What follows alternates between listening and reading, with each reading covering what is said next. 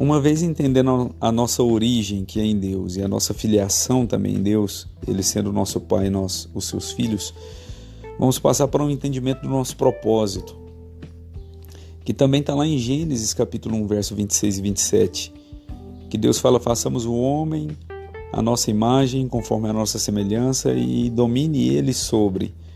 E Deus começa a descrever sobre os animais da terra, sobre os animais do céu, sobre os animais dos mares, sobre os répteis, sobre tudo que rasteja, sobre a natureza, enfim. Um homem nasceu para o governo, nasceu para dominar sobre essa terra e não ser dominado. O que nós vemos é que esses valores estão invertidos. Vemos homens e mulheres sendo dominados pelas coisas, pelo dinheiro, pela bebida, pela prostituição, e quando ele deveria dominar sobre isso tudo. Eu não vejo Adão sendo dominado por nada, a não ser pela sua própria vontade. Quando você vê, por exemplo, ele dando nome aos animais e ele cuidando do jardim, ele estava dominando sobre tudo, estava de fato cumprindo o propósito pelo qual ele veio à existência. Mas ele foi dominado pela sua própria vontade.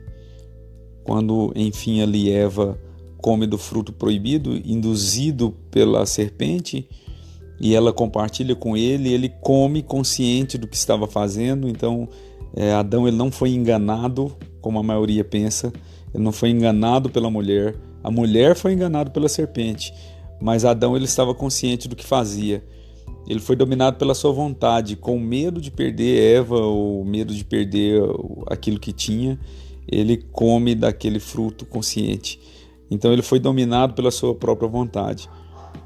E quando somos dominados pelas nossas vontades, nós vivemos a ermo, vivemos alheio à vontade de Deus, porque a nossa vontade naturalmente ela concorre com a vontade de Deus. Paulo diz que a vontade de Deus ela é boa, perfeita e agradável, enquanto a vontade do homem não é essa. Você vê que a vontade do homem é guerra, é domínio, é poder, é monopólio, é sujeição e submissão, quando na verdade ele deveria cumprir o mandamento que Jesus nos deixa: amar a Deus sobre todas as coisas e ao próximo como a ti mesmo. Mas o que a gente vê é que o homem natural ele não tem amor nem a Deus e muito menos ao seu próximo. Porque quando você vê a crueldade dos líderes, dos tiranos, dos ditadores, fazendo extermínio em massa, fazendo sujeição às pessoas, classificando por cor, classificando por gênero, classificando por biotipo, isso tudo fere a vontade de Deus, porque a vontade de Deus é que nós olhemos uns aos outros e não vejamos diferença. Até porque Deus ele não faz acepção de pessoas. Ele enviou Cristo ao seu tempo para morrer em favor de todos. Então todos podemos ser alcançados pelo favor de Deus em Cristo Jesus naquela cruz.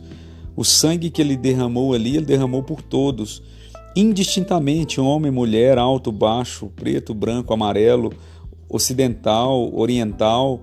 Então assim, todos foram alvos do amor de Deus. João 3,16 fala que porque Deus amou o mundo de tal maneira, deu o seu Filho unigênito para que todo aquele que nele crê não pereça, mas tenha vida eterna. Então Deus ele amou o mundo e ele enviou seu Filho para morrer pelo mundo.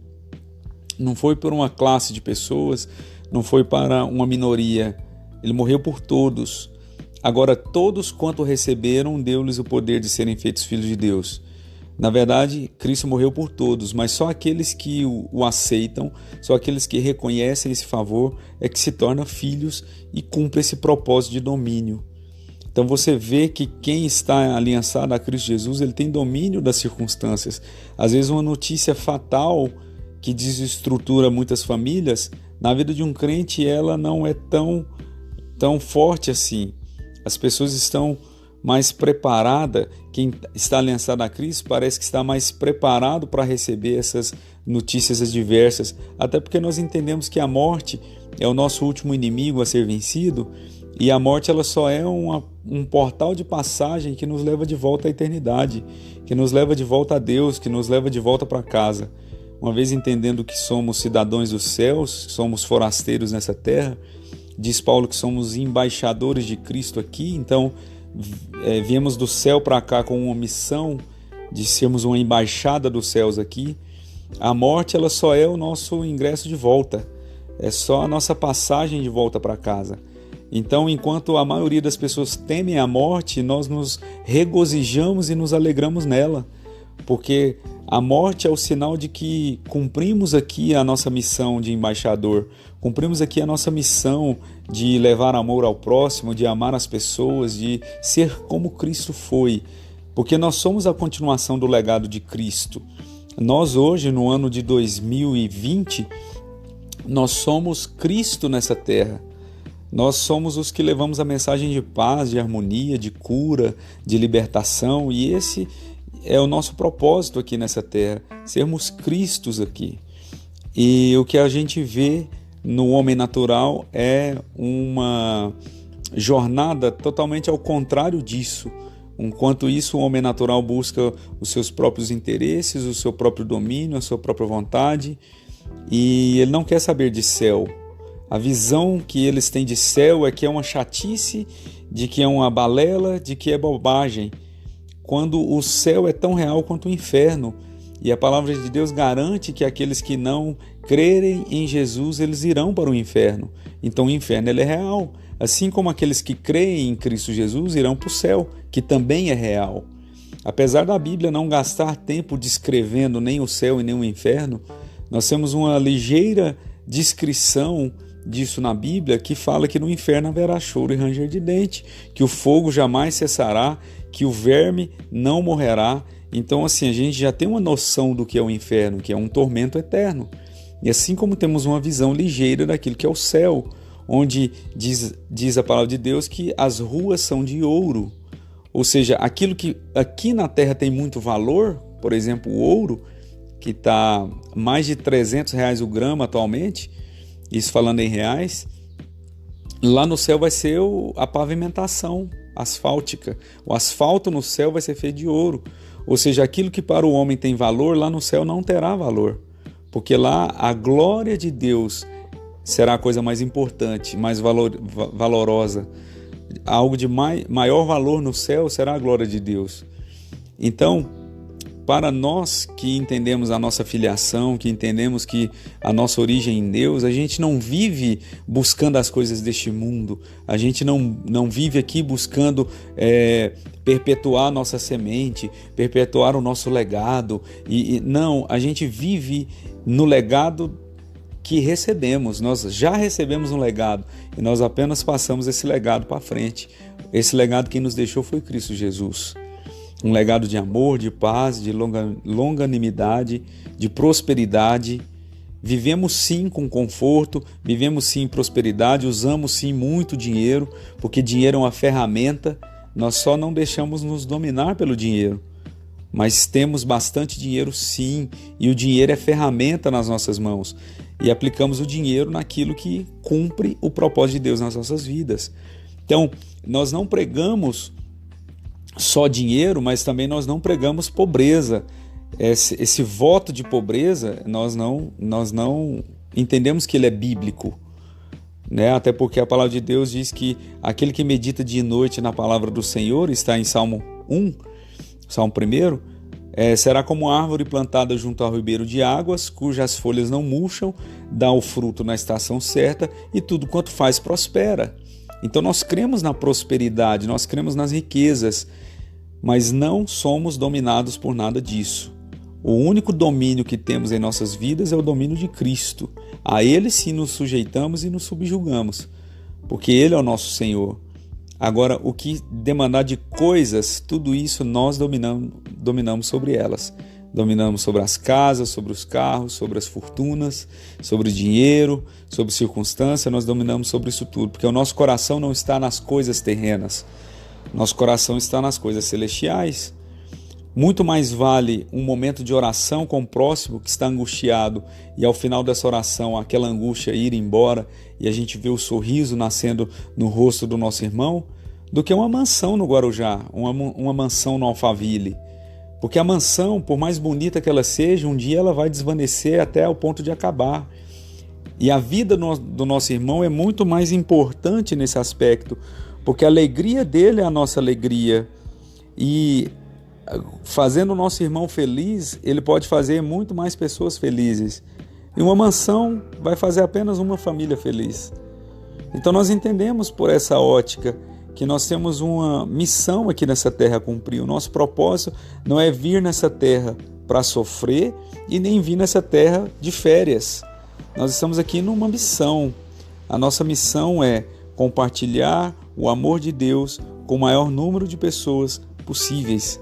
Levar felicidade às famílias que estão tristes. Levar reconciliação aos relacionamentos que estão se acabando. Levar perdão do pai para o filho, do filho para o pai, do irmão para o outro.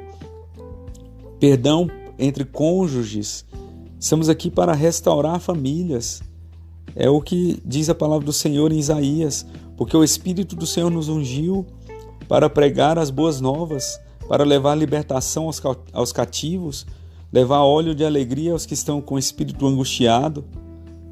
É essa a nossa missão de vida, é vivermos todo o nosso potencial, é colocarmos toda a nossa vida naquilo que acreditamos. Eu acredito num mundo melhor, apesar de saber que existem profecias bíblicas que diz que esse cenário ele vai de mal a pior e ele cada dia mais está piorando, e isso é bíblico. Jesus chama isso de princípio das dores, essas guerras e pestilências e o amor do homem se esfriando. A gente vê que era imaculado o amor de mãe. A gente sempre tem na mente que o amor de mãe é o amor mais forte do mundo, e o que mais vemos hoje são mães abandonando filhos, mães matando seus filhos. Então isso também já foi corrompido. O amor de mãe já não é mais o cenário mais imaculado de amor, porque as mães estão virando contra os seus próprios filhos. E o aborto tem sido apregoado como coisa boa, como uma questão de pensar fora da caixa. Então agora o aborto é coisa legal, é coisa de pensadores, mas o aborto é a maior crueldade que o ser humano pode trazer à naturalidade, porque o aborto é você matar alguém que não tem direito à defesa. Você interrompe o processo de vida de alguém que não tem culpa de nada do que está acontecendo. Você interrompe a vida de alguém que não teve oportunidade. Você interrompe, você tira a chance desse ser, seja homem ou mulher, de viver a sua vida como você tem o direito de viver a sua. Eu acho engraçado que a mãe vira e fala assim, o corpo é meu, quem manda no meu corpo sou eu, mas você não consultou a criança que está no ventre para saber se ela queria morrer ou não. Você tirou essa chance quando você teve a sua. E isso é injusto. E esse tipo de injustiça Deus ele vai cobrar no último dia. Ele vai nos cobrar pelas nossas ações. Jesus nos fala que seremos julgados de acordo com aquilo que fazemos. E a maior crueldade que o ser humano pode fazer é o aborto. Você pode me questionar, mas pastor, às vezes a criança que está no ventre é fruto de um estupro, é fruto de uma relação que não era séria, era apenas uma relação sexual qualquer, e essa gravidez é indesejada. Sim, eu compreendo todas essas questões, eu entendo que a mãe está abalada psicologicamente, mas isso não justifica o fato de tirar a vida de um inocente, de tirar a vida de alguém que Deus permitiu que fosse ali gerado. Então você está interrompendo antes da hora, você está ceifando uma vida antes da hora. E a mãe, ela está viva, enquanto a vida há esperança. né? Através de trabalhos psicológicos, através de apoio, através de conversas, através de terapias, essa mãe ela vai voltar a se estabilizar e vai ficar normal, como tantas outras fizeram e estão muito bem. E essa criança, ela também poderá ter a sua chance de crescer, de se desenvolver, de ser alguém muito bem relacionado na vida. Nós temos inúmeros casos de filhos frutos de estupro e que foram prodígios, que não tiveram nenhum tipo de bloqueio quanto à sua condição de vir ao mundo. Porque, eu volto a dizer, a nossa origem não é terrena, a nossa origem ela é em Deus. Então esses bloqueios psicológicos aí, eles são todos rompidos a partir do entendimento de que somos filhos de Deus. Então a nossa visão ela se estabelece de forma diferente. Então o seu propósito nessa vida é ser como Cristo foi. É levar amor aonde você estiver, é levar paz aonde você estiver e medir a consequência daquilo que você faz. Todos os seus atos, eles têm consequências. E essas consequências, elas podem não te agradar no futuro. Lembrando que você será julgado por tudo que você fizer aqui na terra. Deus, ele olha para você e torce para que você seja o melhor que você puder, a melhor versão sua. Deus está torcendo para que você entenda que Ele é a sua origem e que você tem o potencial para alcançar aquilo que você deseja alcançar. Não existe limite para você. Não existe limite para aquilo que você tentar fazer. O meu sonho é ser um grande cantor, então invista na sua carreira de cantor. Meu sonho é ser ator, então invista na sua carreira de ser ator.